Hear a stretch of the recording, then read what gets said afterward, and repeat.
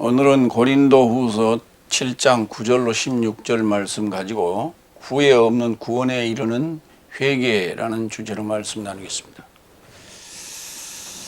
7장은 어쩌면 쉬어가는 장이다 이렇게 볼 수 있어요. 주로 티토스의 그 디도에 심부름을 보내놓고 그 소식을 받아서 그걸 가지고 지금 얘기하는 그런 주 내용입니다. 그렇게 특별한 내용은 없어요. 중간중간에 이제 이렇게 돌 사이에 끼어 있는 금맥들이 있어서 그런 대목들을 지금 우리가 추려내는 거다. 그렇게 보시면 되겠습니다. 첫 번째 고린도후서 7장 9절로 10절 말씀, 하나님을 좇는 걱정은 후회 없는 구원에 이르고자 회개를 실행한다. 좀 어렵죠. 그러니까 하나님을 좇는 걱정이 있고 세상을 좇는 걱정이 있다. 그런데 반드시 하나님을 좇는 그 걱정은 회개를 실행한다. 회개를 하게 되는데 그 회개를 했을 때 그냥 회개로 끝나는 것이 아니라 잘못했습니다. 이게 이런 차원의 회개가 아니라 메타노이아 깨달음으로 변화되는 거예요. 깨달음으로 변화되는 거예요. 그래야만이 반드시 구원에 이르게 되는 것이다. 그렇기 때문에 근데 그 구원이 후회 없는 구원이라는 거예요. 그러니까 구원의 여정을 보면 결국 간단하지 않다, 힘들다, 어렵다. 그렇지만은 그 구원에 우리가 도달했을 때 결코 후회하지 않는다. 뭐 이런 의미가 되겠습니다. 그러니까 반드시 구원의 조건에는 회개가 따르는 거예요. 회개가 따르는데 우리가 지금까지 했던 그 회개는 잘못한 것을 뉘우치는 것으로 자꾸 얘기했단 말이에요. 잘못한 것이 그걸 이렇게 내까리는 것이 회개가 아니라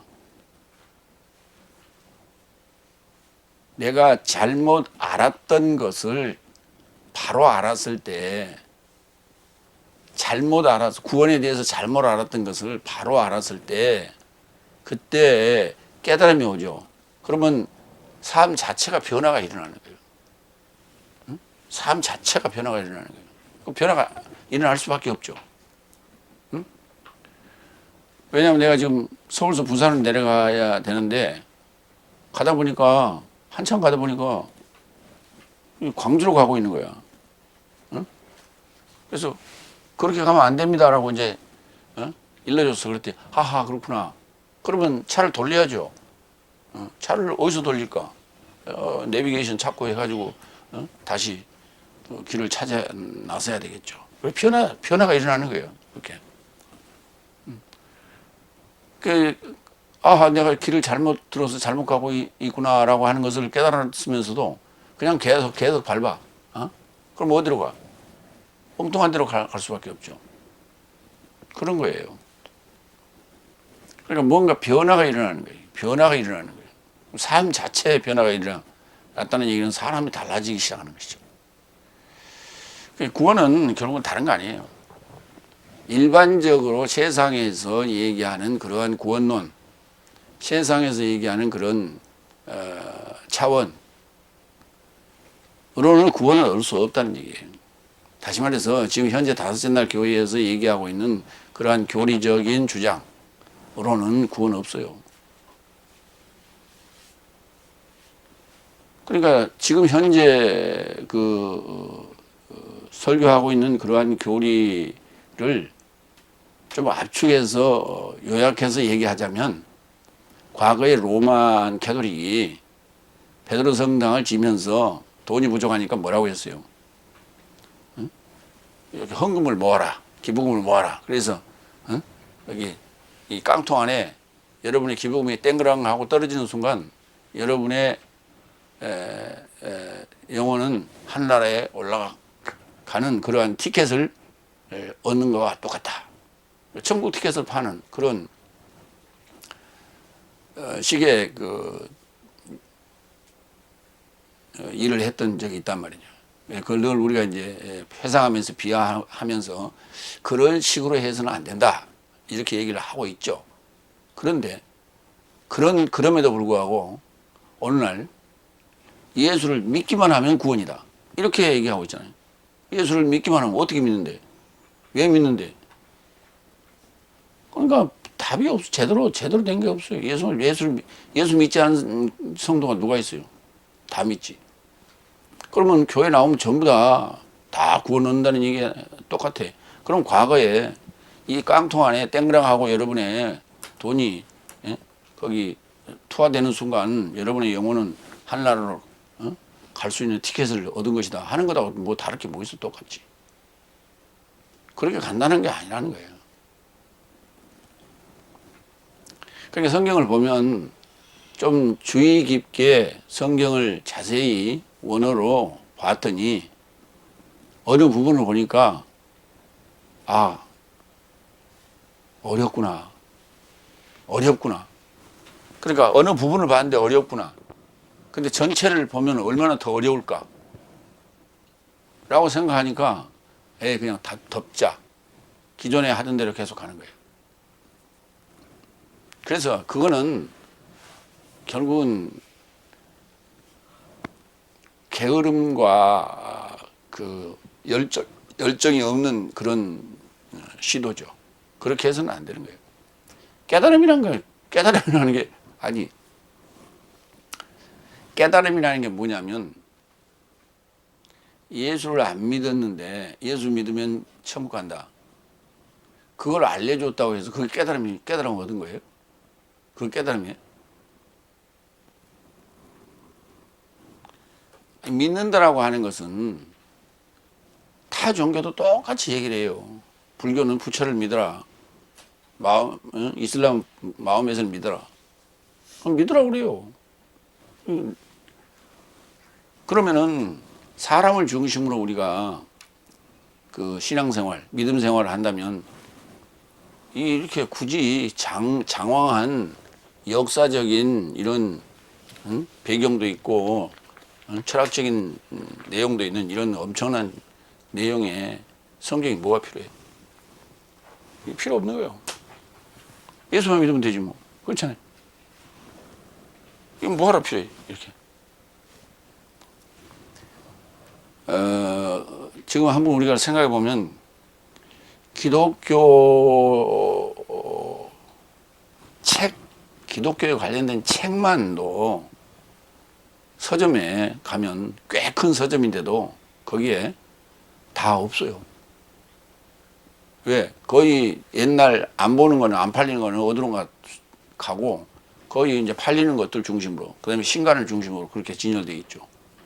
그러니까 66권이라는 성경을 기준으로 해서 파생된 여러 가지의 그 책들이 그렇게 많이 쏟아지고 나오고 있는 게 기독교 한 종교만 하더라도 그렇게 많이 나올 이유가 뭐 있어요? 예수 믿으면 구원 얻는데. 그러니까 그렇게 간단하지 않다는 얘기예요. 그렇게 옛날 우리 뭐 일반적으로 얘기하잖아요. 어느 병에 대해서 여러 가지 처방이 많다. 여러 가지 방법론이 많다라고 하는 얘기는 방법론이 그만큼 없다는 얘기예요. 정확한 핵심을 찌른 그런 치료법이 없기 때문에 다양한 소리들이 나오는 거예요. 66권에 대한 그걸 주제로 해서 써놓는 모든 그런 많은 책들이 그렇게 많이 쏟아져 나온다는 얘기는 정확한 핵심을 찔러서 얘기하고 있지 않다는 거예요, 지금. 기독교 강요도, 기독교 5대 교리도 그것이 핵심이 아니라는 거예요. 우리가 알아야 돼요. 첫 번째, 9절. 이제 나는 내가 기뻐하는 것은 네 삶이 걱정되었기 때문은 아니고 오히려 네 삶이 회개에 이르고자 걱정되었기 때문이다. 아니, 말을 좀 어렵게 저렇게 막 이렇게 쓸 필요가 뭐 있어. 그냥 네 삶이 회개에 이르고자 걱정되었기 때문이다. 이렇게 쓰면 될 걸 앞에 얘기는 뭐하러 떴어요. 일반적인 그냥 걱정이 아니라는 거예요. 일반적인 걱정이 아닌 회개에 이르고자 걱정되었기 때문이다. 그런데 왜냐하면 내 삶에서 나온 아무 안에서도 해되지 않게 하려고 하나님을 좇는 네 삶이 걱정되었다. 그러니까 걱정을 하는데 그 걱정이 구원에 이르는 회개에 대한 걱정이고, 그 또 걱정, 다른 또 뭐 첨언하자면은, 해가 돼서는 안 되겠다. 해가 돼서는 안 되겠다라는 걱정이다. 이런 얘기예요. 그리고 그것이 하나님을 좇는 걱정이다. 이렇게 얘기를 했어요. 자, 그러면 여기서 이제 회개라는 단어와 걱정이라는 단어를 우리가 좀 살펴봅시다. 회개라는 단어, 메타, 노이아 합성어예요. 메타라는 단어와 전치사와 그 다음에 노에오 또는 노이아의 합성어예요. 노에오라고 하는 것은 깨닫다, 깨달음이에요. 깨달음과 결합됐어요. 깨달음과 결합이 되면 변화가 일어나는 거예요.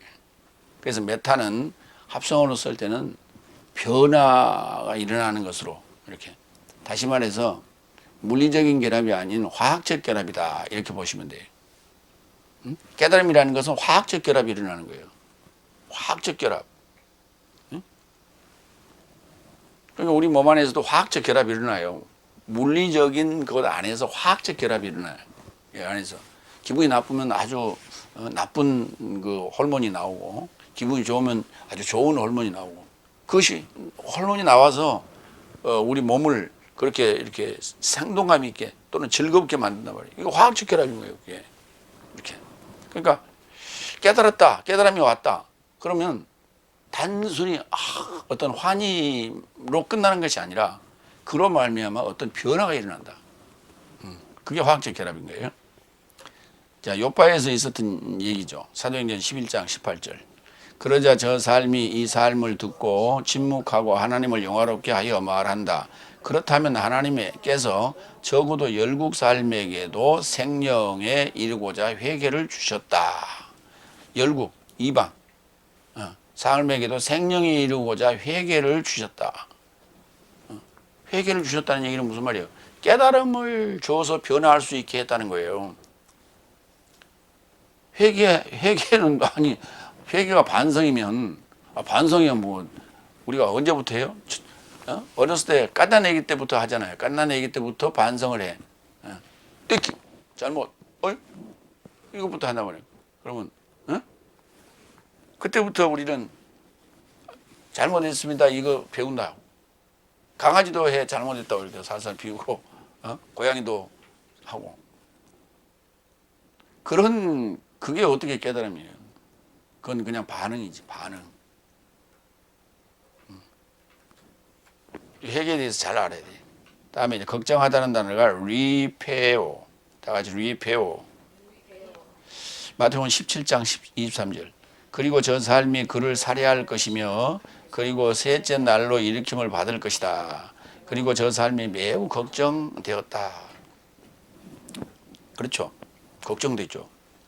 그러니까 하나님 입장에서의 걱정이 아니라 사람 인간적 차원에서 걱정한 거예요. 아니, 죽임을 당하고 셋째 날에 3일 만에 부활하시겠다고 그러니까 제자들이 걱정 안 하겠어요?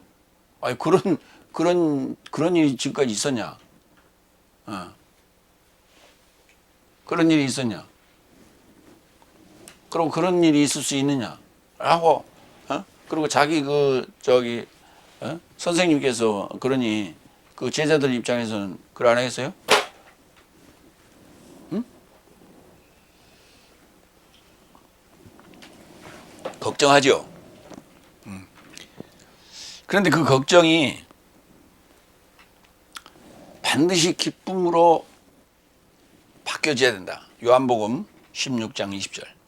내가 진실로 진실로 네 삶에게 말한다. 네 삶은 울고 슬퍼할 것이나 세상은 기뻐할 것이다. 예수님께서 하신 말씀이 제자들에게. 그래서 네 삶은 걱정될 것이나 오히려 네 삶의 걱정이 기쁨에 이르고자 발생할 것이다. 그러니까 걱정이 기쁨이 될 것이다. 그러니까 그건 기적이죠. 세상에서는 왜 걱정해요? 아, 그거는 안 되지. 그게 될 일이에요. 그게 어떻게 아니, 사람이 죽으면은 3일 만에 어떻게 살아납니까? 말도 안 되는 소리지. 그게 말도 안 되는 소리라고 하는 걱정이에요. 그게. 그러니까 애가 지금 집에 올 시간이 됐는데 학교 갔다 올 시간이 됐는데 아직 안 오니까 우리 걱정하잖아요. 응. 왜 걱정해요?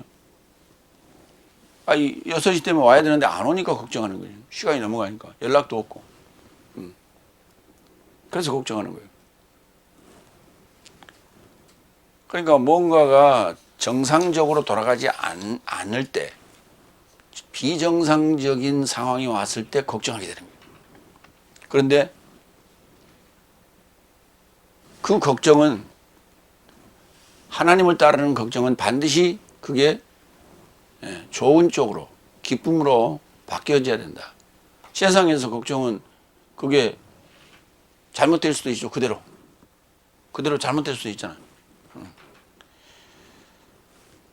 근데 하나님 나라의 걱정은 반드시 그 결과가 해피엔딩으로 끝난다 하는 거예요. 두 번째 10절. 왜냐하면 하나님을 좇는 걱정은 후회 없는 구원에 이르고자 회개를 실행하나 세상의 걱정은 사망을 실행한다. 참 여기 답이 있네요. 자, 회개를 실행한다고요. 구원에 이르는 후회함이 없는 구원에 이르는 회개를 실행한다고. 아주 중요한 포인트예요. 하나님을 좇는 걱정, 하나님을 따르는 걱정, 카타라는 전체예요. 하나님을 따르는, 하나님을 좇는 걱정. 당연히 걱정, 지금 제자들이 지금 예수님을 따라다니는데 예수님께서 그 말씀을 하신다면 내가 예루살렘에 가서 장로들한테 내가 그 고문을 당하고 그리고 죽고 3일 만에 부활할 것이다. 그러니까 아니 우리는 지금 만사를 다 제쳐놓고 예수님을 우리의 구세주로 우리의 그 교주로 그러고 따랐는데 그 교주님께서 돌아가시면 어떻게 해요? 그 3일 만에 살아난다는 얘기는 그게 새빨간 거짓말이고 그냥 하는 소리지. 그건 세상적인 걱정이에요. 세상적인 마인드로 볼 때는 도저히 있을 수 없는 일이다 이 말이에요. 그런데 하나님을 좇는 걱정은 구원에 이르게 되는 게 목적이다. 그런데 거기에는 반드시 뭘 거쳐야 된다? 회개를 거쳐야 된다. 그런 얘기야. 회개를 거쳐야 된다. 회개를 거쳐야 된다. 그러니까 베드로 사도가 제자로 있을 때 예수님을 3번이나 부인하죠. 그러고 나서 예수님이 부활하신 후에 디베랴 바닷가에 가서 예수님을 다시 만나서 거기서 고기 잡다가 153마리나 잡았잖아요. 그 순간에 깨달은 바가 있었어요. 아하, 내가 세상적인 생각을 했구나 하는 것을 깨닫게 돼요. 기대지 마. 자꾸 쳐다볼 때는 하지 말라고 하는지. 그렇게 해서 베드로 사도가 변화되어서 깨닫고 변화돼서 그게 구원에 이르는 것이지. 그대로 그냥 가서 세상에 그 갈릴리 바닷가에서 고기 잡는 업으로 다시 돌아가 버렸다면 구원 없죠. 구원 없는 거예요.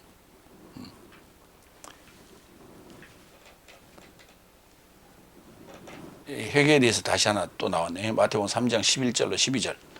실로 나는 네 삶을 회개에 이르고자 물 안에서 세례 베푼다. 그러나 내 뒤에 오시는 이는 나보다 강한 분이시니 그는 나는 그의 신을 짊어지기도 충분치 못하니 그가 네 삶을 성령과 불 안에서 세례 베풀 것이요 그의 손 안에 키가 그의 타작마당을 정결하게 할 것이요 그의 알곡을 창고에 모이고자 모아드릴 것이다. 쭉정이를 꺼지지 않는 불로 태울 것이다.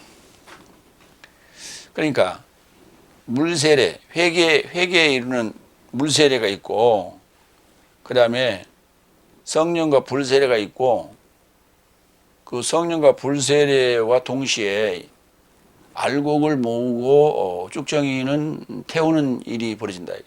그 알곡을 모으는 일이 뭐냐면 구원이에요. 그러니까 회개는 반드시 구원과 연결되어 있다. 밀접한 관련이 있다. 그러니까 회개 없는 구원은 없는 거예요. 회개 없는 열매 맺는 일은 없다. 사도행전 11장 18절. 그러자 저 삶이 이 삶을 듣고 침묵하고 하나님을 영화롭게 하여 말한다. 그렇다면 하나님께서 적어도 열국 삶에게도 생명에 이루고자 회개를 주신다. 여기 또 나오죠. 예. 생명에 이루고자 회개를 주신다. 그러니까 구원이라는 게 뭐냐면 생명이요. 생명이 아니라 생명이요. 생명이란 말은 산 목숨이란 뜻이에요. 산 목숨 존재가 뭐냐면 첫 아담이에요. 그러니까 첫 아담이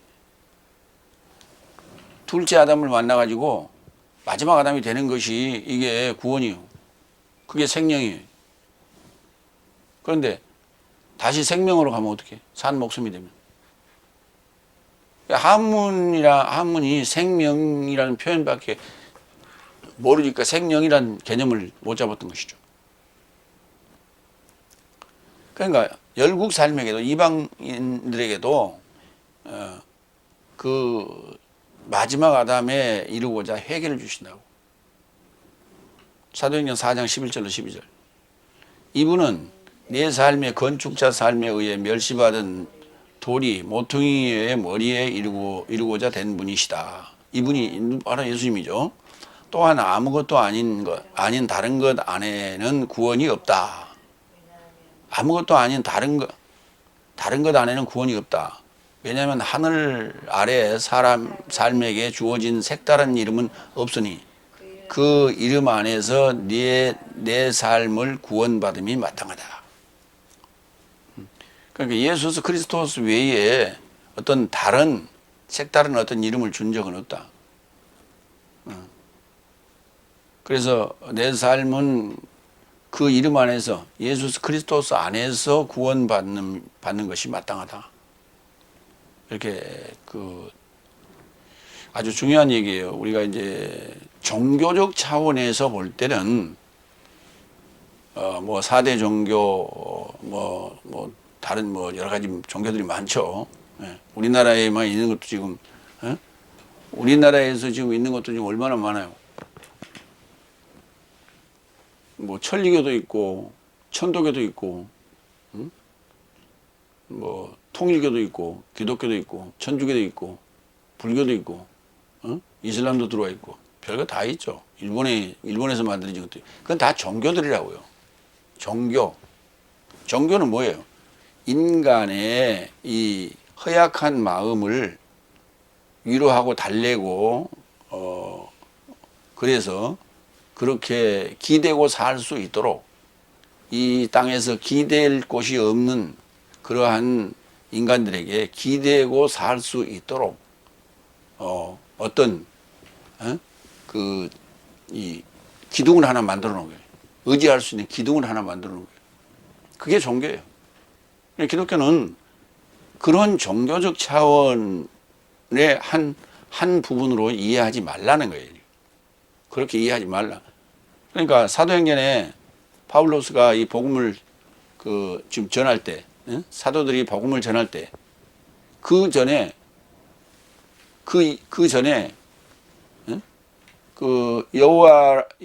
유대교 외에 다른 어떤 종교가 없었냐? 많았어요.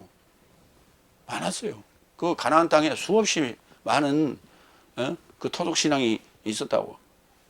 그리고 애굽에서 수많은 토속 신앙이 있었어요. 그것들을 다 경험하고 지금 있는 거예요, 지금. 우리 상황하고 똑같아. 그러니까 여러 가지 그 종교 중에 하나의 또 종교로 이해하지 말라는 게 기독교를.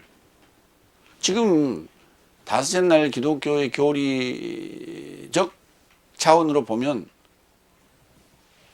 불교나 다른 타 종교에서 볼 때 기독교는 여러 종교 중에 하나다 이렇게 보는 거예요.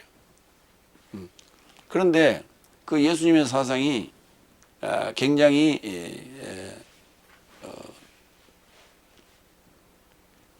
좋다. 왜? 원수를 사랑하라 그랬으니까. 어? 오른쪽 밤을 때리면 왼쪽 밤을 때리라고. 속옷을 갖고자 하면 겉옷까지 벗어줘라. 오리를 가자면 심리까지 가라. 어. 한없이 주라는 얘기예요. 그렇죠? 그러니까 그런 것들이 적선도 하고 구제도 하고 사랑도 하고 참 좋은 그 교리를 가르친다. 그러게 뭐냐면 당연히 불교에도 있고 이슬람에도 있고 다 있어요. 그런 것들이. 그 유사한 것들이. 그래서 그거 좋다. 사람들이 많은 사람들이 그냥 이렇게 호응할 수 있는 그런 차원의 그 내용이 성경에 기록된 게 아니라는 거예요. 그런 차원으로 가지고는 구원을 얻을 수 있는 게 아니에요. 두 번째로 갑니다. 고린도후서 7장 11절로 13절. 하나님을 따라 네 삶을 걱정함이 이 같은 것이니 보아라. 그리고 이제 나열하는 거예요. 세 번째 11절. 왜냐하면 하나님을 좇는 네 삶을 걱정함이 이 같은 것이니 보아라. 그가 네 삶에게 얼마나 서두름을, 오히려 변명을, 오히려 분개를, 오히려 수레움을, 오히려 갈망을, 오히려 열심을, 오히려 복수를 실행하였다. 네 삶이 모든 사건 안에 네 자신 삶을 순결한 자라고 추천하였다. 그러니까 하나님께서 그 하나님을 좇는 네 삶을 걱정하는 것이 뭐냐면 서두르. 빨리 서두르었으면 좋겠는데 안 서두르니까. 그 다음에 변명을 하죠. 왜 변명해? 처녀가 애를 낳았어도 할 말이 있다고. 할 말이 있다고. 변명이요. 그 다음에 분내죠. 두려워하기도 하고 갈망하기도 하고 그 다음에 열심을 내기도 하고. 그러니까 열심하고 서두름하고는 틀려요. 서두르는 건 빨리빨리 스피드를 내는 거예요. 스피드란 단어에 속도를 내는 거고 열심은 부지런하는 거예요. 그 다음에 복수 등을 이렇게 하게 되는데 그게 인간이 가지고 있는 속성이기도 하지만은 하나님께서 이와 같은 이런 요소들을 실행하도록 그렇게 작동하셨다고요. 일을 만드셨다고. 일을 만들어 놓고 걱정거리를 만드는 거예요. 예를 들면 이런 거예요. 야, 저기 가서 슈퍼 가서 뭐 좀 사오니라. 그러고 이제 보냈어. 근데 빨리 안 오거든. 빨리 안 오니까 걱정하죠. 그러니까 그 신부를 안 보냈으면 걱정할 필요가 없잖아. 근데 신부를 보내놓고 빨리 안 오니까 걱정한다. 근데 알고 보니까 신부를 갔다 오다가 보니까 놀이터에 뭔 재미난 볼거리가 있어가지고 그거 구경하고 있다가 빨리 와야 되는데 잊어버렸어. 집에 오는 걸. 그냥 거기서 맨날 그거 보고 앉아서 일하고 있는 거야. 그러니까 누가 잘못한 거야? 신부를 보내는 사람이 잘못한 거야. 그래 놓고 그 빨리 안 온다고 이제 다시 찾으러 나온 거지. 그런 상황이란 말이야. 하나님께서 그러니까 이와 같은 그 일들을 우리더러 하게 만들어 놓고 그래 놓고 걱정하고 계신다고. 그런 얘기예요. 이해가 됐습니까? 예. 거기 실행하셨다라는 단어가 카테르 가조마이. 에르가조마이라는 단어가 뭐냐면 일하다예요. 일하다. 일하다. 그런데 어떻게 일하냐면 야 일해 이런 식이에요. 이렇게 카타 이렇게 아래로 지시해서 어떤 눌러서 그렇게 일한 거예요. 그러니까 실행하게 한 거예요. 실시 우리 그러죠. 실시 군대용어로 자, 이 앞에 있는 걸 전부 청소한다. 실시. 그러면 이제 실시했으니까 하죠. 그러면 실행한 거죠. 하는 사람 입장에서는 실행한 거예요. 그게 실행하셨다. 고린도후서 8장 16절 한번 볼까요? 내 삶에서 초월하는 서두름을 티토스의 마음 안에도 같이 주시는 하나님께 은혜이다. 네 삶에서 초월한 서두름이란 단어가 뭐냐면 스푸드예요. 스푸드. 이 스푸드가 영어로 가면 스피드가 된 거예요.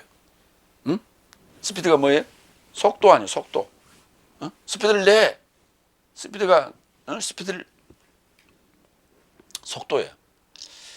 그러니까 네 삶은 게으러. 거기서 초월하면 서두름이에요. 빨리. 이거요. 그 디도의 마음 안에도 같이 주시는 하나님께 그 서두름을 누구에게 줬다고요? 디도한테도 줬다고. 그러니까 파울로스의 심부름을 간 디도가 고린도 교회에 가가지고 해찰 부리고 놀고 그냥 뭐 연극 구경하러 다니고 저기 소싸움하는 거 구경하러 다니고 그러고 있지 않았다 이 말이에요. 그래서 열심히 하나님이 그 서두르는 그런 마음을 바울로스에게 줬고 바울로스가 그 티토스에게 줬더니 티토스도 동일하게 그렇게 그런 서두름을 가지고 있었다 그런 얘기예요. 그다음 변호 아폴로기아 로기아 로고스 말씀 말인데 말을 자른다. 말을 잘라. 아포 말을 끊는다 이런 거예요. 변호하는 거예요. 사도행전 25장. 그거 이제 아까 그 걱정거리들 나열한 것 중에 지금 무슨 한 두 가지만 보는 거예요. 사도행전 25장 16절.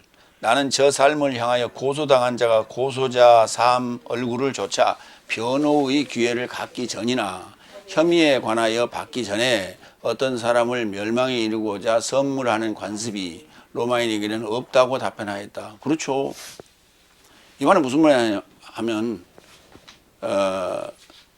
그 형을 받기 전에는 죄인이 아니란 얘기예요. 판사가 형을 딱 이렇게 언도하기 전에는 죄인이 아니라는 거예요. 그래서 우리 법에도 그런 게 있죠. 아직 죄인이 아닌데 왜 피의자라고 얘기를 합니까? 그렇게 우리가 얘기하는 그런 얘기예요. 그러니까 변호를 해야 돼. 예, 혐의를 받았으면 변호를 해야 되는 거예요. 그 전에는 어떤 사람을 멸망에 이르고자 선물하는 관습이 로마인에게는 없다고. 잘 죽으러 가세요 이렇게 하면 안 된단 말이에요. 간pan이 잘 가세요 이러면 안 된단 말이에요. 아직 형을 안 받았으니까. 그런 얘기예요. 이와 같이 거기 이제 뭐 서두름, 변명, 분개, 두려움, 갈망, 열심, 복수 뭐 등등을 언급했는데 이와 같이 등등 그가 친히 내 삶에게 눌러 일하시게 하시고 구원을 위한 걱정거리로 만드셨다는 거예요. 그래놓고 걱정하고 계시는 거예요. 당연히 그렇죠. 왜? 인간이 하나님의 마음에 흡족했다면 예수님을 보낼 필요가 없죠. 그리고 구원의 손길을 보낼 필요가 없는 거예요. 왜? 알아서 그냥 구원의 길로 들어설 거니까. 그런데 자기들이 좋다라고 생각하는 자기들이 마음에 흡족한 대로 살았거든. 그런데 예수님께서 오셔서 구원의 길을 제시하셨거든.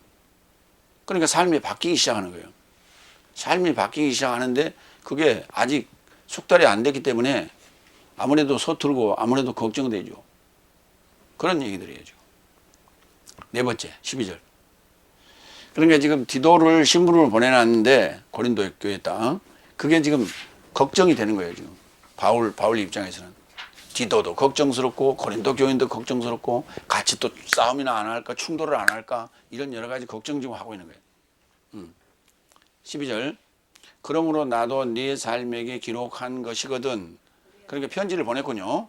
불의한 자 때문은 아니고 불의당한 자 때문도 아니고 오히려 네 삶을 향하여 내 삶에서 초월한 네 삶의 서두름을 하나님 앞에 드러내려 함 때문이다. 속도를 좀 내자는 것이지 불의한 자 때문도 아니고 불의를 당한 자 때문도 아니고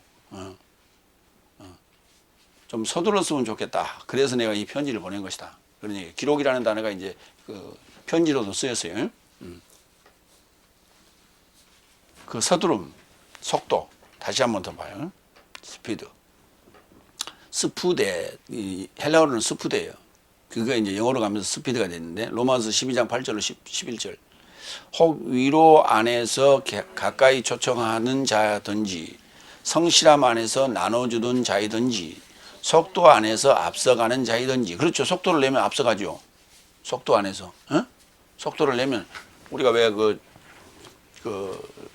경주차 할 때 윙윙 하고 가는 거 있잖아요. 속도를 내면 앞서가지. 화해자 안에서 긍휼히 여기는 자이다. 사랑은 위선이 없나니 나쁜 것을 혐오하라. 선에게 달라붙게 되어라. 형제로 서로 삶에 이루고자 우애하고 존경으로 서로 삶을 앞서 지도하라. 속도로 늦추지 말며 영으로 열렬하라. 때에 종살이하라. 그래서 속도 늦추지 말라는 거예요. 이런 속도를 계속 일정하게 내고 속도를 더 붙여라. 갈수록 달리는 말에 채찍을 가하는 거예요. 달리는 말에 채찍을 가하는 그런 얘기예요. 그래서 내가 편지를 보낸 것이지 불의한 자들 책망하려고 정죄하려고 지난주에도 그런 얘기 했죠. 그렇게 보낸 건 아니다 하는 얘기예요. 다섯 번째 13절. 이를 인하여 네 삶의 위로에 접해 내 삶이 위로받게 된 것이다. 그래서 티토스의 기쁨에 접해 내 삶이 더더욱 넘치게 기뻐하였으니 내 삶의 모든 삶으로부터 저의 영이 쉬게 된 것이기 때문이다. 그러니까 네 삶의 위로에 접해 내 삶의 위로를 받게 되었다. 그러니까 편지를 받은 거예요. 또 디도를 통해서 편지를 받았는데 그 편지 내용에 내가 걱정했던 것이 괜한 걱정이 됐다라는 얘기가 되는 거예요. 그래서 위로를 받았다. 그리고 그래서 티토스의 기쁨에 접해 티토스가 전한 그 내용이 그 편지가 티토스가 별일 없습니다. 잘 돼가고 있습니다. 또 하나님의 은혜를 내가 여기서 만끽하고 있습니다. 이런 내용들이 적혀 있으니까 그래서 내가 더더욱 넘치도록 기뻐한다. 그런 얘기예요. 그리고 난 티토스가 이게 늘 불안한 거예요. 혹시 가서 싸움이나 안 할까, 다툼이 일어나지 않을까, 아니면 또 매맞지 않을까, 뭐 여러 가지 좀 걱정스러운데 그 티토의 편지를 보니까 아주 대견스럽게 일도 잘 처리하고 또 고린도 교회도 또 순응하고 순종하고 이렇게 하는 걸 보면서 저의 그 안쓰러움 을 걱정을 했는데 그렇지 않아도 되겠다. 저의 영이 쉬게 된 것이기 때문이다. 쉼을 얻었다. 아나파우어. 마태복음 아나파우어 쉰다는 거예요. 쉼을 얻었다. 마태복음 11장 28절. 수고하고 무거운 짐진 삶은 모두 나를 향해 오라. 나도 네 삶을 쉬게 할 것이다 하는 그 쉬다는 단어예요. 이게 아나파우어.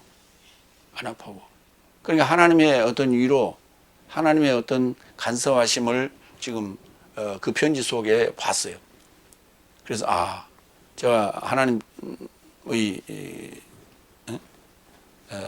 통해서 제가 쉼을 얻었구나, 위로와 쉼을 얻었구나 하는 것을 볼 수 있었다 하는 내용을 지금 쓴 거예요. 그런데 이 파울로스의 글을 이렇게 읽다 보면 어쩌면 뭐랄까 이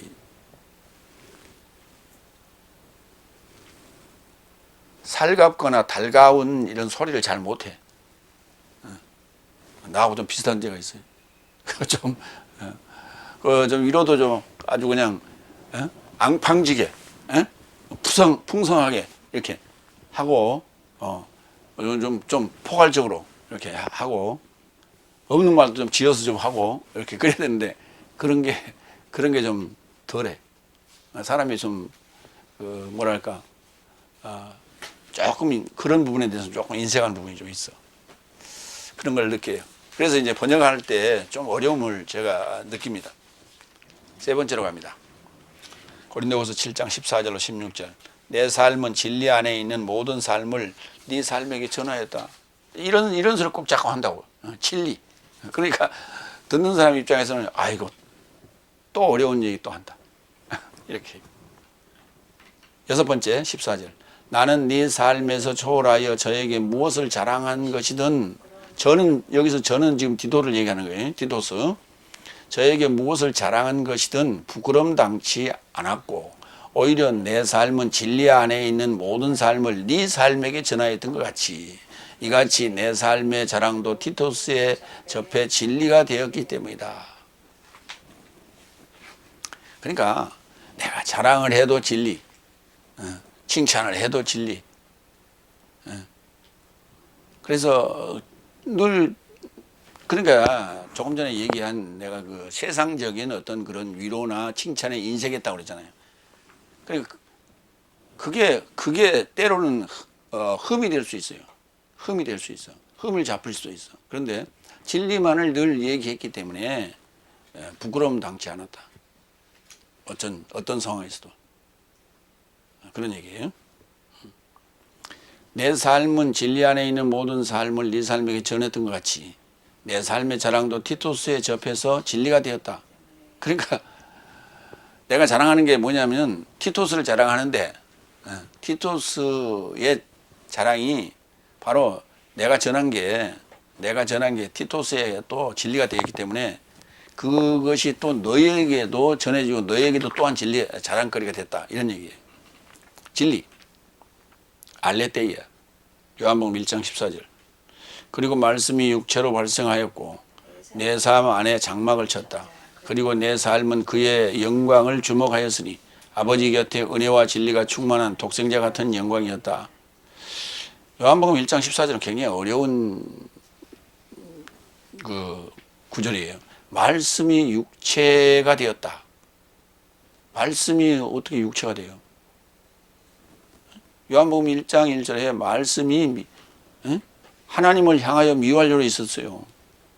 말씀이 하나님을 향하여 미완료로 있었어요. 근데 말씀이 하나님을 향하여 미완료로 있는데 그 말씀이 시작 안에 그렇게 있었다고요. 시작 안에. 그 시작은 뭐냐? 육체요. 그러니까 육체를 시작하여 영으로 마치는 거예요. 이게 구원. 육체로 시작하여 하나님으로 마치는 거예요. 이게 구원. 하나님은 영이란 말이에요. 그렇기 때문에 육체를 시작해서 영으로 마치는 거예요. 이게 구원. 그러니까 영으로 마치려면 말씀이 육체 안에 들어와 계셔야 돼요. 말씀이 육체 안에서 탄생해 계셔야 돼. 들어와 계셔야 돼. 그래야만이 함께 깨달아가고 죽고 살아서 부활해서 영으로 하나님께 도달하는 거예요. 그 되어져 가는 거예요. 이렇게 발생하다는 단어는 기노마이라는 단어인데 되어져 가는 거예요. 발생하는 거예요. 말씀이 육체로 발생했다고, 말씀이 육체가 되었다고 이렇게 이제 우리말로 이렇게 되는데 발생했다는 단어는 우리말이에요. 근데 이제 이 발생하였다는 단어가 기노마이라는 단어를 번역함에 있어서 더욱 가깝기 때문에 그렇게 번역을 한 거예요. 되었다는 단어는 수동태거든. 수동태. 그러니까 기노마이, 여기 쓰인 기노마이는 능동태로 되어 있어요. 그렇기 때문에 되었다라고 하면 안 돼. 말씀이 육체로 발생했다. 그러니까 말씀이 육체화됐다. 이 말은 무슨 말이냐면 육체 안에 그리스도께서 탄생하셨다 그 말이에요. 그래서 그래야만이 이해가 되지. 예수님이 말씀인데 말씀이 육체로 이렇게 탄생하시고 돌아다녔다.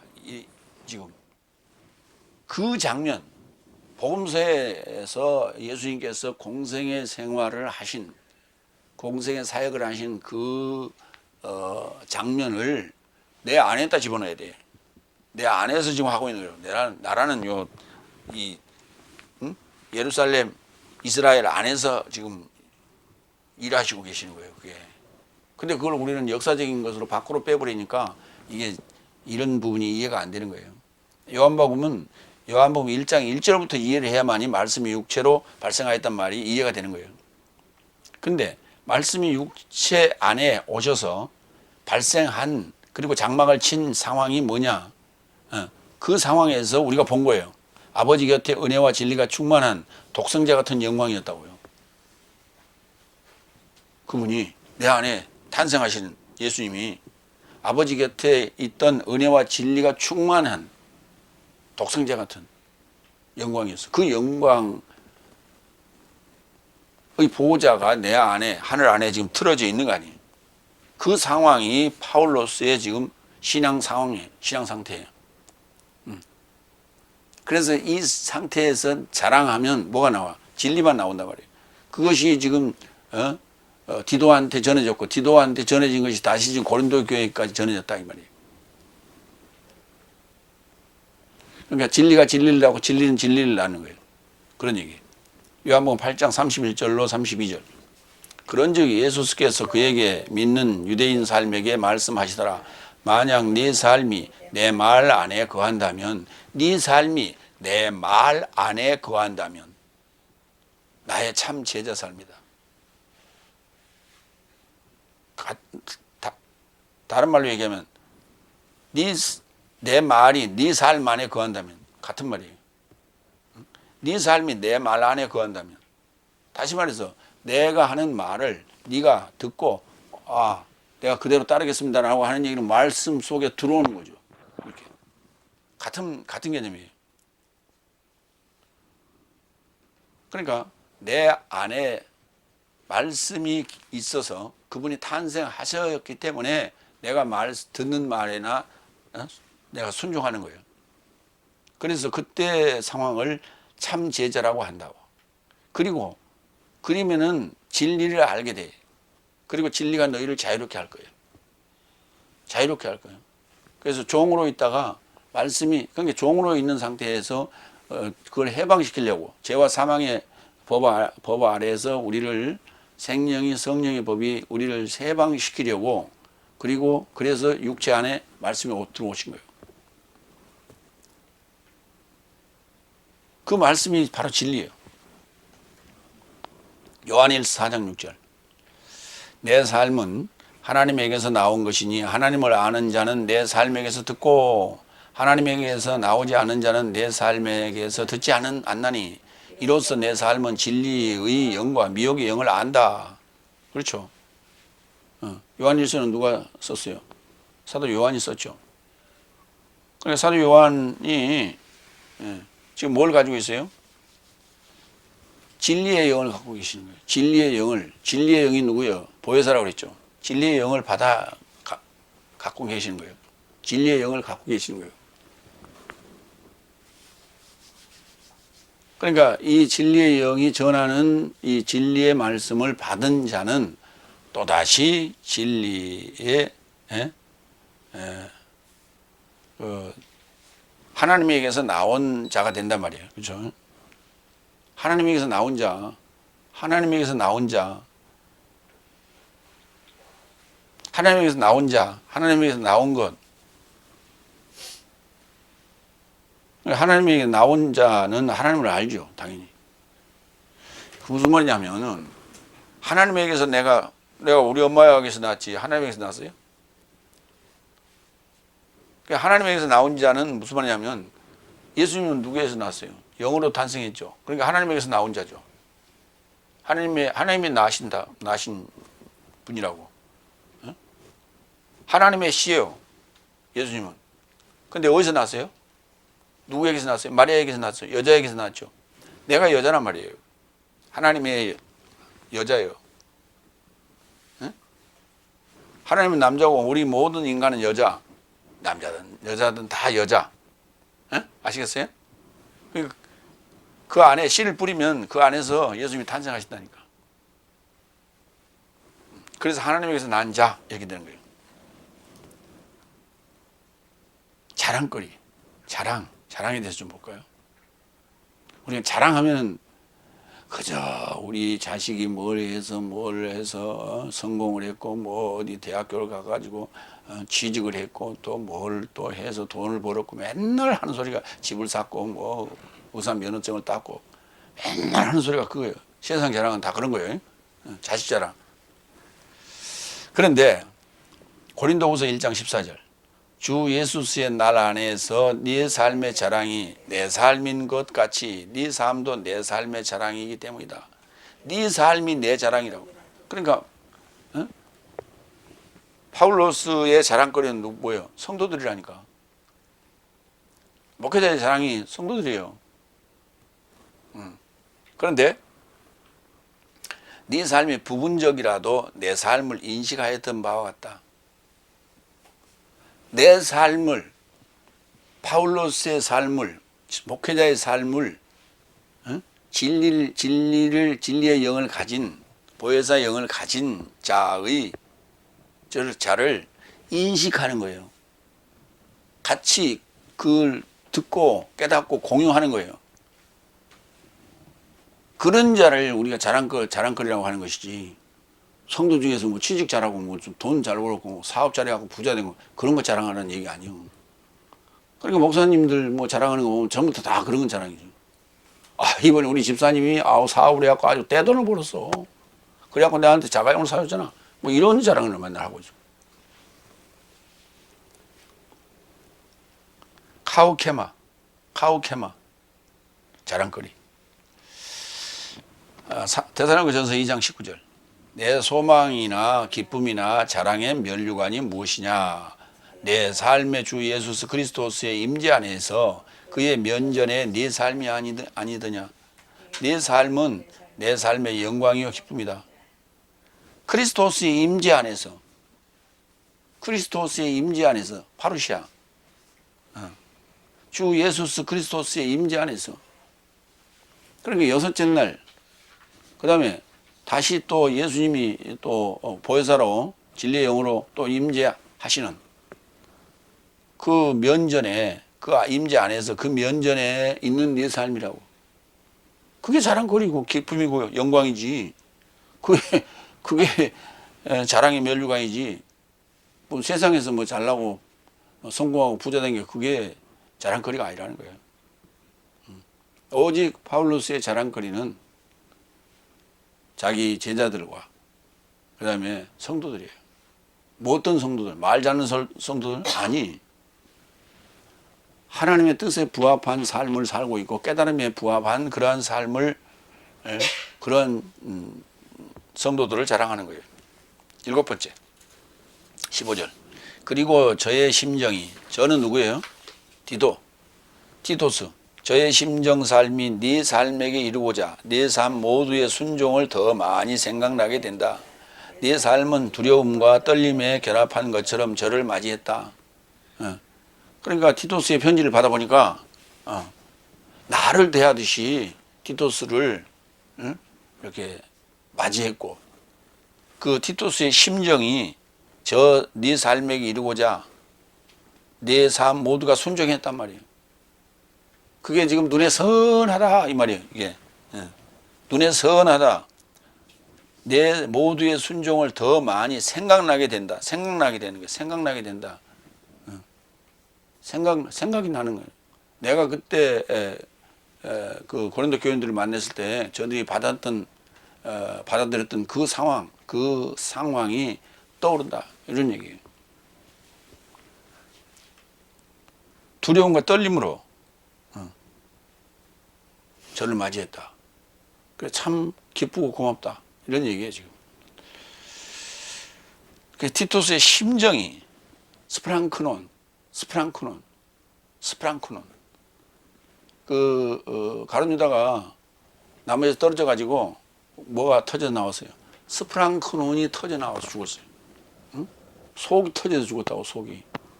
응? 속이 터져 죽겠다고. 우리 이런 얘기해. 아유, 속 터져 죽겠네. 아우, 답답해. 이제 그걸 또 저 아랫역에서는 복창 터진다. 복창 터져 죽겠다. 응? 복창 터져 죽겠다. 그게 바로 그 복창 터지는 것이 바로 그게 이 심정이에요, 심정. 스프랑크논. 요한일서 3장 17절. 누가 세상에 생업을 가졌으면서 필요를 가진 형제를 지켜보고도 그로부터 심정을 닫는다면, 만약에 형제가 필요한 게 있다면 그거 줘야지. 그거 줘야 돼. 그런데 그걸 지켜보고도 그로부터 심정을 닫아버렸어. 못 본 채 했다 이 말이에요. 외면했다 이 말이에요. 닫아버렸어. 닫는다면 하나님의 사랑이 어떻게 그 안에 머물겠느냐고. 없지, 당연히. 고린도후서 10장 4절로 6절 순종에 대해서 볼까요? 휴파코에 아쿠에 듣는 거예요. 듣는 거. 어떻게 듣는 거예요? 귀를 쫑긋하고 듣는 거예요. 밑에 앉아서. 어? 그걸 순종. 그걸 순종이라고 그러는 거예요. 떼국떼국 대답하는 게 아니라 이렇게 보고 잘 듣는 거예요. 그게 순종이라고 그래요. 고린도후서 10장 4절로 6절 내 삶의 투쟁의 병기는 육체적 삶이 아니요 오직 요새의 파괴를 향하여 하나님으로 할 수 있는 이론적 삶과 하나님 지식에 대항하여 들어 올려진 모든 높음을 파괴하고 그리스도스의 순종에 이르도록 모든 사상을 사로잡으며 내 삶의 순종이 체험을 받을 때 모든 불순종을 벌하려고 준비 중에 있는 것이다. 그리스도스의 순종에 이르고자 응? 죽기까지 순종하셨잖아요. 십자가에서 죽기까지 순종하셨어요. 아무런 항변도 하지 않았죠. 그 순종이 우리에게도 그대로 채워져야 되나요? 그러니까 우리가 순종하는 삶이라는 건 다른 게 아니에요. 예수님의 사상을 그 말씀을 내가 그대로 듣고 예수님과 함께 십자가에서 못 박혀 죽고 살아가는 거예요. 살아나는 거예요. 십자가에 못 박히기까지 순종하는 거예요. 나는 십자가는 난 싫어요. 이거는 순종 아니에요. 불순종이에요. 그러니까 순종과 불순종의 그 최종 정점은 십자가예요. 그러니까 여섯째 날을 통과하지 않는 자는 순종하지 않는 자예요. 여섯째 날을 통과한 자는 십자가에 못 박은 자예요. 그는 순종한 자예요. 여덟 번째 16절 나는 내 삶 안에서 담대하기 때문에 기뻐한다. 이제 걱정 안 하고 담대한다. 마음 놔도 되겠다. 그런 얘기예요. 마음 놔도 되겠다. 고린도후서 5장 6절로 9절 그런즉 내 삶은 항상 담대하고 내 삶이 주로부터 탈거하여 몸 안에 우거하던 것을 알아본 것이다. 왜냐하면 내 삶이 보이는 것으로 하지 않고 믿음으로 인하여 활보하는 것이다. 그러나 내 삶은 담대하며 또한 몸에서 탈거함과 주를 향해 우거함을 더욱 좋게 생각한다. 이러므로 내 삶이 우거하거나 탈거하거나 주에게 흡족한 삶이 있기를 감나게 좋아한다. 감나게 좋아한다. 가볍게 좋아한다고. 우거하거나 탈거하거나 그리스도 안에 있거나 그리스도 밖에 있거나 주를 흡족하게 한다고. 그렇게 하는 것이 가볍게 좋아하는 것이다. 뭐 때문에? 이제 믿기 때문에. 믿으면은 어떻게 돼? 진리가 나를 자유하게 했죠. 자유하게 했으니까 우거하거나 탈거할 수도 있는 거예요. 그래서 담대해지는 것이죠. 담대해지는 거예요. 그러니까 소심한 자는 집을 못 나가. 고향을 못 떠나. 왜? 떠나면 죽는 줄 알고. 소심한 자예요. 사람은 나면 서울로 보내고 말은 나면 제주도로 보내라 했어요. 사람들이 많이 사는 곳에 가야 뭘 성공을 하든지 뭘 하든지 하지. 세상이 어떻게 돌아가는지도 모르고 맨날 저 시골 구석에 처박혀 있으면 뭘 하겠어요? 아무것도 모르지. 그런데 사람이 담대하지 못하면 자신감이 없으면 못 떠난다니까. 그런 얘기예요. 그런 게 이제 티토스가 이제 어렸지만은 그래서 그래도 이제 훈련을 시켜놔야 내가 마음 놓고 참 순교하고 아버지 앞으로 갈 수 있다 이런 거예요. 그래서 늘 이제 그래서 티토스를 훈련시키는 그런 과정이다. 자꾸 심부름을 보내는 이것들이 디모데도 자꾸 심부름을 보내요. 이렇게 심부름을 보냈는데 그 심부름을 보냈을 때에 그 고린도 교인들이 대하는 그러한 모습들 그것들을 다시 편지로 이렇게 받아보니까 이제는 내가 마음을 놔도 되겠다. 내가 담대하여 이제는 기뻐한다. 마음 놔도 되겠다 하는 그런 얘기예요. 그 얘기를 이렇게 썼어요. 그러니까 후회함이 없는 구원에 이르는 회개. 구원을 이루기 위해서는 반드시 깨달아 결합하여 깨달음과 결합하여 변화가 일어나야 돼요. 바로 진리가 그 안에서 자유케 해야 하는 것이죠. 그래서 온전히 진리만을 자랑하는 이 주 예수 그리스도스의 임재 안에서 존재하는 그러한 자랑을 우리가 할 수 있는 그런 성도들이 돼야 되고 또 그러한 사역자가 돼야 되겠죠. 마무리합니다. 하나님을 좇는 걱정은 후회 없는 구원에 이르고자 회개를 실행합니다. 네 안에 네 삶에게 편지한 것은 네 삶의 서두름, 속도를 하나님 앞에 내려 드러내고자 합니다. 내 삶이 진리를 네 삶에게 전하고 네 삶이 디토스의 심정에 순종하는 것을 생각하면서 네 삶을 저에게 자랑한다. 그래서 네 삶 안에서 담대하고 기뻐한다. 그래서 티토스의 어떤 그런 그 일을 수행해 나가는 것, 그리고 그것을 받는 그런 성도들의 상황들을 보고 안심하고 기뻐하고 그 걱정거리가 사라지고 이제는 내가 마음을 놓겠다 하는 그러한 여러 가지의 바울 사도의 심정을 오늘 써놓은 것이다. 이렇게 보시면 되겠습니다. 기도하겠습니다.